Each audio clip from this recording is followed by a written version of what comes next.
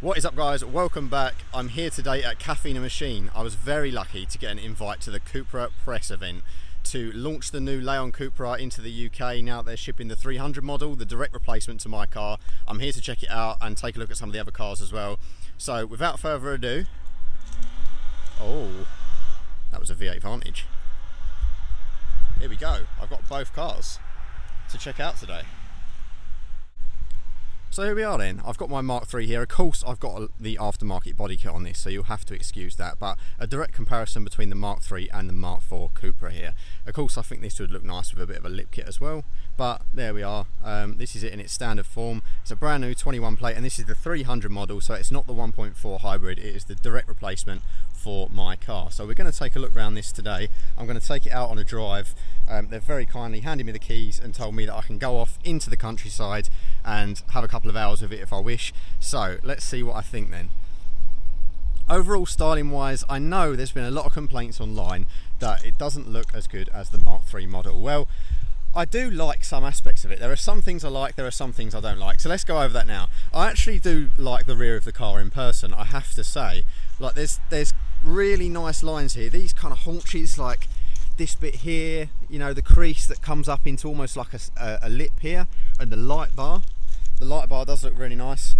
And you've also got the quad exhaust tips. Now, they aren't proper real exhaust, they are fakery built into the diffuser, but there is real exhaust back there, so it can be forgiven, I think. And the diffuser built in as well is definitely more substantial than the one on the previous Mark III model.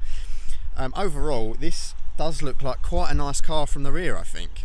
The wheels that you see on here, so this is a VZ2 model. I'll go through all the specs momentarily, but there's three basic models. So you've got the VZ1, VZ2 and VZ3, and they're basically three trim levels that have different options on. And this is the VZ2, and it comes with these wheels. Now, the VZ3 comes with the turbine alloys, which I'm not too sure about. They look okay, quite futuristic. I'm not convinced about them. We'll certainly see.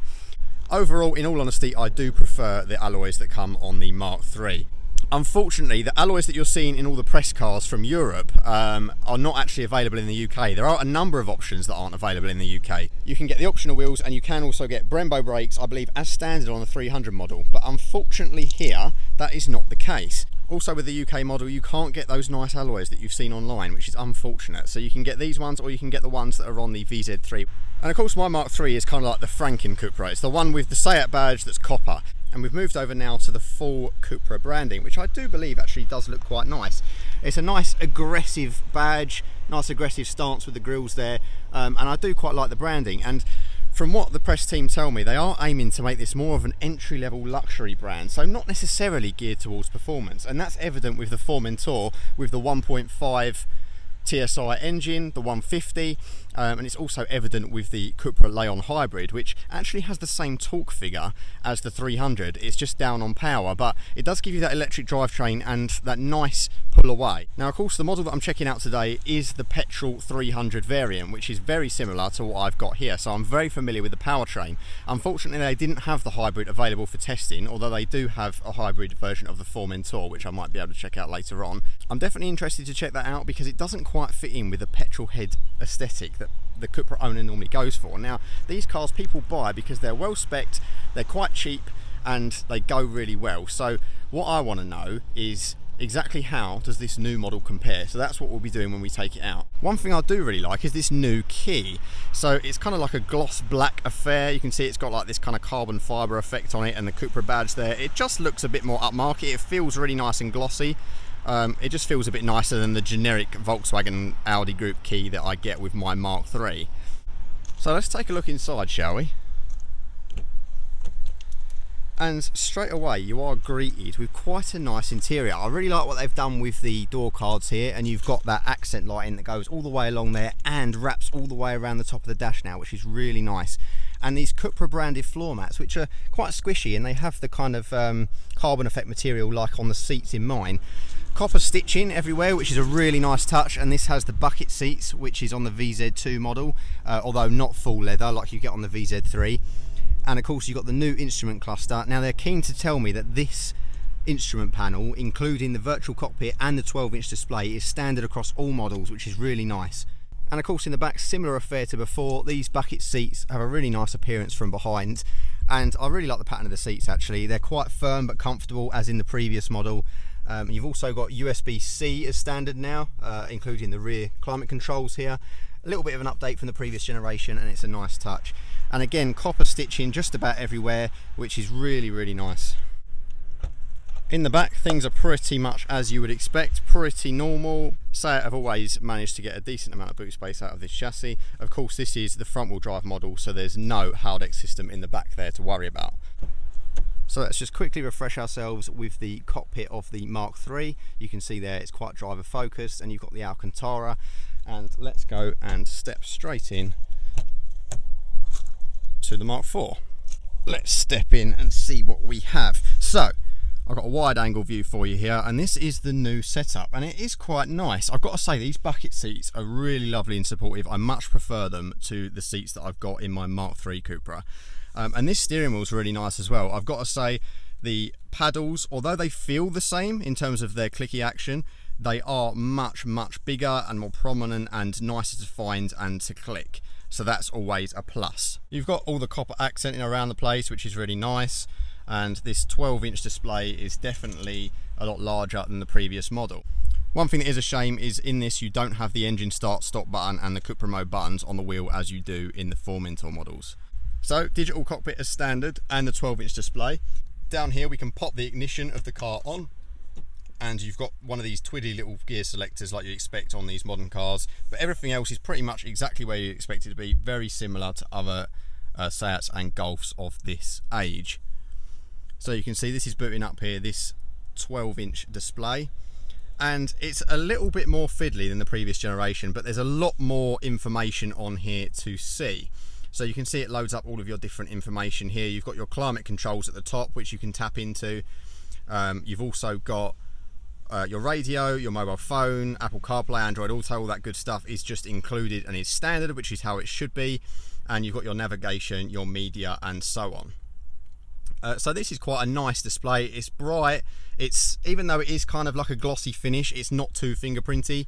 It's very responsive. I mean, there are some kind of animation lags like you expect with these in-car systems, but overall not too bad. I can probably zoom out a little bit there to get a better view. So it's a much wider display, and it is quite nice. The only thing is, obviously, you've got your heater controls and your climate controls here, which are these capacitive buttons. So you have to slide them up and down. You see that affects the temperature. Now, I'm all for this. I do understand why it's there, and I like it. But look, there's fingerprints already, and it's kind of dangerous to do while you're driving, I think. I prefer the kind of clicky dial that I get in mine. But overall, really nice fit and finish. I love the new Cupra branding and this nice textured, almost weaved carbon fibre effects they've got on the wheel just here. And that ambient lighting, I'm sure, would look stunning at night as it wraps all the way around the top here. Rather than just on the door cards as in the previous model. So as usual, you've got your driver's display here, and you've got different views that you can go between. Very similar to what you'd expect in a Mark III, or if you've driven a Golf recently. Display's about the same in terms of clarity and size and that kind of thing. It's probably the same unit, to be honest, looking at the shape of it, but we've updated graphics to complement the Cupra copper branding, and slightly better map interface as well, which is really nice. Of course, you could use the maps on here, but this will connect up to your Apple CarPlay just fine, and that's probably the easiest way to go about it. You've got access to all of the driver information, all the car information and things like that. If you go down into this part here, you've got your drive profiles and your assistance and all that kind of thing. So this one has the safety pack, which has the lane assist and also the traffic sign detection. You can go onto drive profile, and it will give you your different profiles there. So when I did that start up, it was in Cupra mode, which means you do get some pumped in noise. So I can demonstrate that now. This is all rather nice though. Up here you've got these nice reading spotlights with all of these touch controls up here, and you've also got a frameless mirror like in the new Golf range. One other thing I do quite like is this little instrument panel down here. I thought it was going to be a bit of a faff to use, but in actual fact it's not too bad. You press it and you get this audible response, and you get feedback on the screen in front of you there, so it's actually quite easy to figure out what you're doing with it. Overall, I would say, even though it's a little bit fiddly on the display, a really nice improvement to the cabin overall in terms of the fit and finish and quality. Of course, you do get some sort of scratchy plastics down low, but that's to be expected in a Seat class of car.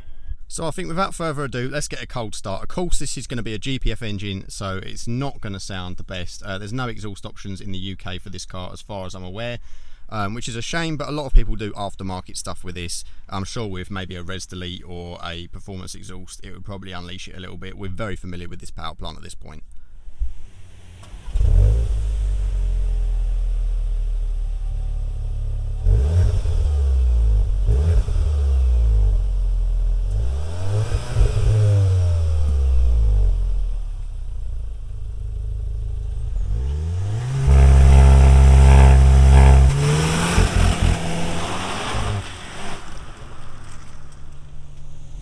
So setting off in the Mark 4 Cupra.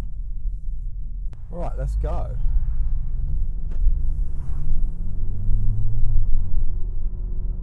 I've got the traffic sign recognition on the screen in front of me, which is really nice. And overall, do you know what?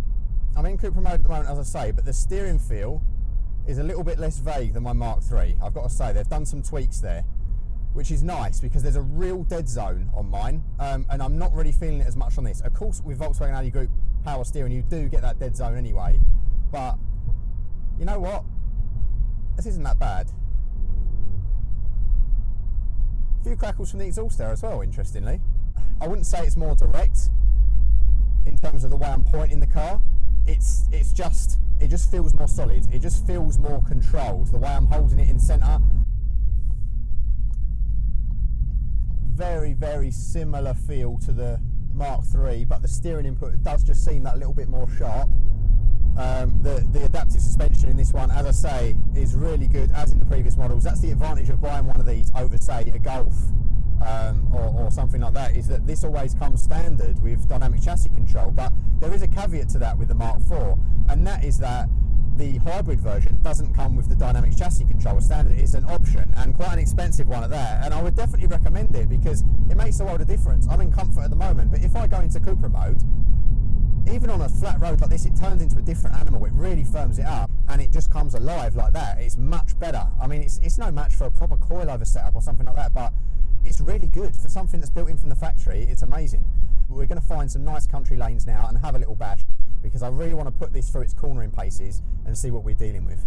Yeah, I mean, I know it's a very similar setup to the Mark III. I'm well aware that the car's very much the same. These seats are really nice though, actually. I'm not always a fan of bucket seats. I'm kind of skinny guy, like I'm not massively well built.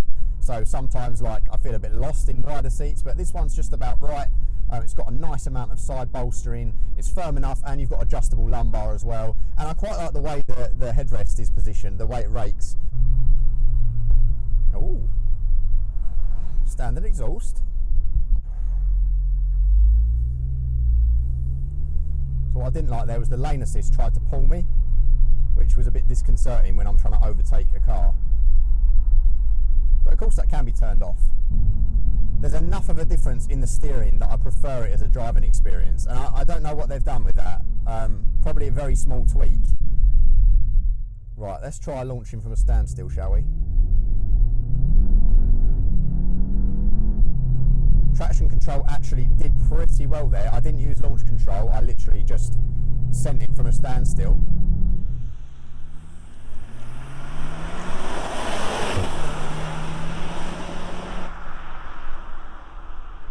I'm not sure about the styling. I'm with you guys. I'm not sure it looks right, especially that estate, that ST. I get that it's a good car. I get that it's more practical. I get you've got the 4-drive, which makes it a bit more of a straight line weapon. But does the bum look good? Let me know what you think. But this one, it's going on me. I just think they missed a trick with the wheel options in the UK, and I don't understand why you wouldn't want that as part of the UK spec. Traction control was really fighting me there, but it handled it brilliantly. There's a lot less wheel hop than in my Mark III, even with the standard tyres on this car. I've got Pilot Sport 4S's on mine now, and do you know what? Like, this actually handles wheel hop better on the standard tyres. So whether they've done something with the diff or whether it's something to do with the programming of the traction control, who knows? Now, I guess you would probably ask me, at sort of £36,000, £37,000 as spec'd, That's a lot of money for a car like this. So what about a Golf GTI? Well, I suppose the Golf GTI you could potentially now compare to the hybrid version of this because of that similar power figure. The good thing about the Cupra is it comes with such a lot of standards, and over the Mark III this now includes things like reversing camera standard and a much better interior quality as well. I was just chatting with the guys that run CUPRA.net. They're here today at the press event with me, and very kindly helped me get some of the shots that you're seeing today. And they were saying, both as Mark III Leon owners, they were agreeing with me in terms of the steering dynamic. It definitely feels just that little bit tighter, which is a really nice, positive feel. And also these seats, they're just lovable. They're nicer than the previous gen for sure, and you get them from VZ2 upwards. In VZ3 they are leather and they're electric, which is nice. Other VZ3 options include wireless phone charging. Not sure why that's not standard, but hey ho. Right, I am back on this delicious bit of road. Nice and empty currently. What on earth is... Oh, I've just seen that was a Range Rover of some description in camo. Interesting. Yeah, it's kind of petrol head heaven around here, and I'm glad to be enjoying it in a car like this.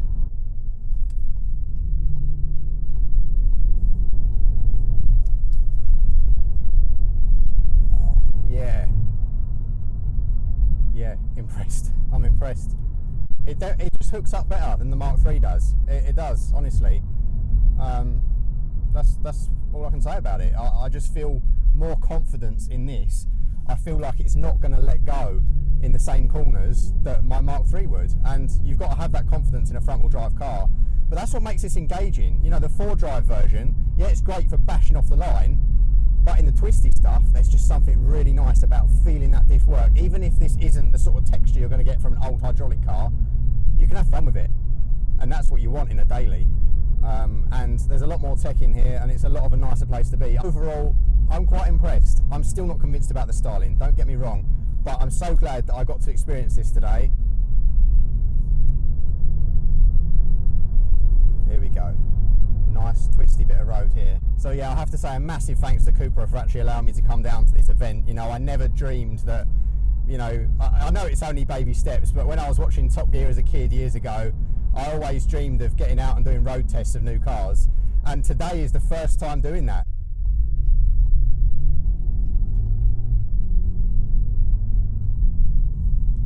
I definitely feel like there's been some gearbox software tweaks as well.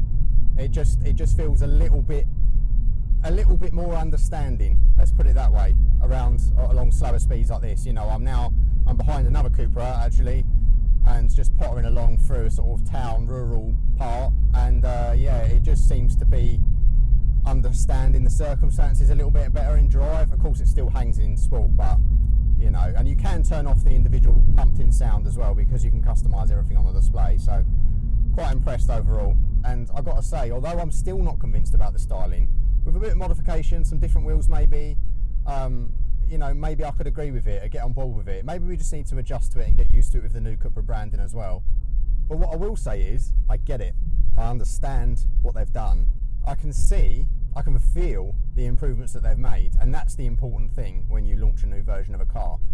So yeah, I don't think it's to everyone's taste, and of course now that the Mark III is so cheap, with a very similar engine and chassis package, it's kind of like a bit of a no-brainer to go and get one of those instead maybe.